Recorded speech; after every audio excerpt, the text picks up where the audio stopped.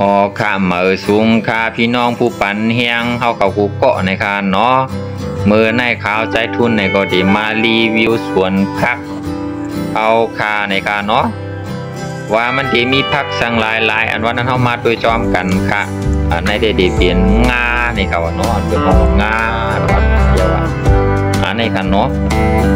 อันให้ที่กข่าวก็ปีเฮ็ดคนรีวิวหลายๆก็ขำใจคนผุงค่ะเนาะคนรีวิวเลยคนกินที่นั่นนี่อันในก็ดีเปลี่ยนป่าพักน้อยโลป่าหมักผิดในก็ว่าในเนาะหมักผิดในได้ก็เป็นนายค่ะผูกไว้แบ่งก็ค่าถึงได้ผูกค่ะเนาะก็กินเอาก็ขึ้นมารีวิวให้ในนั้นขนาดไหนอันในค่ะหมักผิดเต็มอึบค่ะเนาะป่าหมักผิดหวานค่ะ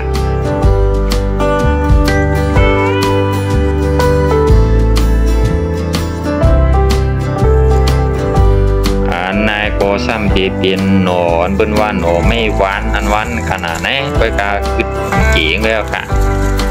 อันนี้ก็ซ้ำที่เป็นป่าพักน้อยเทียงป่าหนึ่งในเขาในเนาะเฮ็ดใบหลายๆป่าในเขาอันนี้พวกป่าหนึ่งวายเอาซ้ำขึ้นสืบเทียงป่าหนึ่งให้ในนั้นขนาดไหนหนังมันเต็มขาดนะกินพักน้อยเขาในนะซ้ำขี่ซ้ำบอกเขียวอันเป็นวางขายโยทางแก่อันในเปิ้นช่ำห้องว่าไข่ปอเลี้ยงตายแขนก็วัดอันวางคานี่นะเที่ยงในเปิ้นที่ถือกินพองคาในบาลาก็ไว้กินกล้วยหมากมันมาหลายคันนี่นั่นเนาะอันในก็ช่ำห้องว่ามันเหลี่ยเอามันนิ่วมันเลี้ยงจะมันนิ่วในเขาออกเป็นห้องแท้อันในเปิ้นช่ำห้องว่ามาล้างอ้อมใจค่ะหมักล้างในเขาในหนองหมักล้างซุปไปซุกเหงือค่ะโอ้กับหุงได้ซุกค่ะไปให้ไปให้อย่างก็อันนี้ก็เปลี่ยนป่าพักน้อยหนุ่มอันที่ขายเยอะเหมือสูงขึ้นมาในกับว่าในเนาะอันนี้ได้ตึกเข้มนะคะยอดมันก็ตึกหนุ่มดีในกับว่าในนะเย้าก็ป่ามันก็ซ้ำเยอะในกับว่าป่าในเนาะกินค่ะกินเสียงสมบูรณ์ขายในกับว่าในเนาะกินเชียงก็กำเป็นลายผมคลายก็คะแนนอันในค่ะว้าวอันในก็ซ้ำดีเป็นหมักใกล้อ่างนะครับเพื่อนว่าใจฮัดโดเพื่อนว่าห้องไว้จังผมว่ายินเพื่อนว่าได้หมักลิ้นจีให้ในเขาว่าในนะมันใจหมักลิ้นจีหมักลำไยเอาหัวหยองหมดเอาว่าเฮ้ยอันนี้จำดีเป็นข้าวความในเขาว่าโอ้อันนี้ซ้ำดีเป็นหมากคาซ้ำกำอันวางกันนี่นะบางอันมันมีโกโก้รัดพิษรัดผลนี่ก็ปล่อยว่างขว้างปันชีอินในเขาในนะอันนี้ก็ซ้ำดีเป็นป่าพักน้อยเทียงป่าหนึ่งอันนี้ได้เกี่ยวในเขาในเนาะอันนี้ก็ดีขึ้นเที่ยวเปียดเยี่ยวก็ขึ้นผูกอันเหมือนก็เอาขายโย่ปอาสังหมดแล้วในก็ที่ในเขาในอันนี้ก็ดีเป็นก้นผูกมันในเขาในเนาะอันนี้ก็ดีเป็นคอค้าในเขาในเฮ็ดก้นผูกมันในเขาค้าได้เฮ็ดก้นกินมาหลายเอาอยู่พอกินเอาขึ้นมารีวิวไว้ในนั้นขนาดไหนอันนี้ก็ตึกจีเจ็ดไปค่ะ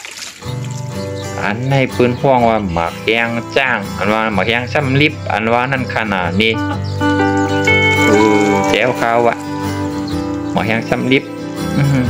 ข้าวก็วนกว่างเร่งเดี๋ยวที่ว่าหมักแยงซ้ำลิบในขณะปืนห่วงหมักแยงจ้างแดดอันในที่ปืนห้องว่าชวมขวานให้ในเขาเนี่ยเอาเฮ็ดชวมพักน้อยก็หวานเอาเฮ็ดชวมมีหยังก็คึกในเขาว่าเนี่ยมันก็ซ้ำเขี้ยมมันโหซ้ำเดียบมันก็ซ้ำคึกติในเขาในปืนห้องหมักผิดหวานอิดในใครอยู่ในขณะเนาะควรคิดเกินไปในขณะไหนนะอันนี้มันเพี้ยดีเจอให้แนวเขาอ่อนในคานี้นะมันเล็กๆไปค่ะในซ้ำดีเปลี่ยนหมักสร้างพ่อในเขาว่า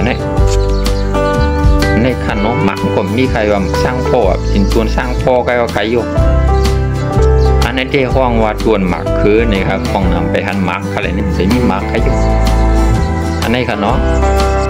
หมักคือลวงหมักคือล้างในเขาว่าเนี่ยว้าวอันนี้ก็ซ้ำดีเป็นป่าพักกูดเยี่ยวก็พักอีกค่ะก็ความล้วนผมใจค่าพักไผ่ในเขา ลัดพิลัดผลที่เดียวเขาเนี่ยความล้วนในเขาอะพักไผ่พักไผ่ความล้วนก็มีกับเขาเพื่อกับความล้วนมันบกเขี้ยมมากลมพัดไข่ดีเขาเดี๋ยวดูว่าไข่ยังเอาเขาในตีบินพักเลื่อนในเขาว่าในเนาะ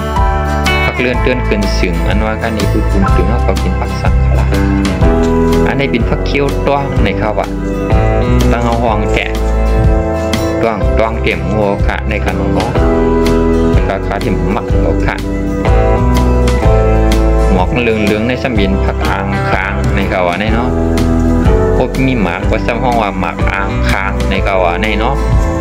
คนที่มากกว่าซ้ำว่าหวานคนที่มากกว่าน้ำตาลซ้ำป้อออกในข้าวหวานแน่ไว้ข้าวเทียกซ้ำว่ามันหวานอยู่ไว้ในเพ็กซ้ำว่ามันขมยิดในข้าวก็ซ้ำเกี่ยวอยู่ในข้าวหวานแน่ผูกลอดถูในข้าวเนาะถูยาวในข้าวไปกับถูได้เป็นขั้นเนาะย้อนปืนนั้นในที่ขันพักอ่างค้างกำนำแก้วคำอยู่ในแตะ